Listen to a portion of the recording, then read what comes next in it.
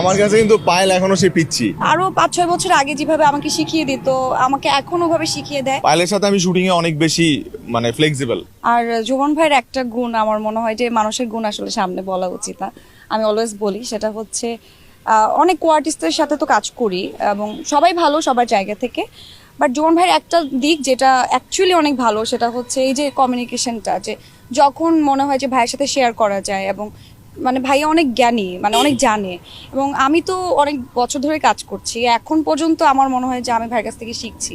এখনও আমি ভাইকে জিজ্ঞেস করি, ভাই কী করবো বলো না, কি করলে ভালো হয় একটু বলো না, এটা কিভাবে করা যায়, এবং এখনও সেই আরও 5-6 বছর আগে যেভাবে আমাকে শিখিয়ে দিত, আমাকে এখনও ভাবে শিখিয়ে দেয়। ওদের স্বপ্ন পূরণে পাশে থাকতে পেরে আমরা গর্বিত। এবং আমার এখনো মনে হয় যে আচ্ছা আমি সেই আগের পায়েলই আছি, এবং আমাকে ওভাবেই সাপোর্ট করে যাচ্ছেন। Thank you so much. আমার কাছে কিন্তু পায়েল এখনো সে পিচ্ছি। একদম মানে আমি ওকে যে প্রথমে যেমন পাইছি, আমি অলওয়েজ এরকমই মানে মনে করি যে আসলে পায়েল এখনো আমার কাছে ছোটই। মানে আমি ওরা যা ইচ্ছা বলতে পারি, মানে আমি মন খুলে সব বলতে পারি। এবং পায়েলের সাথে আমি শুটিং এ অনেক বেশি মানে ফ্লেক্সিবল। মানে আমরা এত দুষ্টামি করি, এত কিছু করি, এর মধ্যে আবার শুটিং করি। হ্যাঁ, খুব একদম। সামনে আপনার প্রশংসা করলো যে পায়েল আপুর আসলে কোন গুণটা আপনাকে বেশি? আমি কম করেছি, আমি কিন্তু সামনে প্রশংসা কম করি, পিছনে বেশি করি, জানে ভাই হয়তো।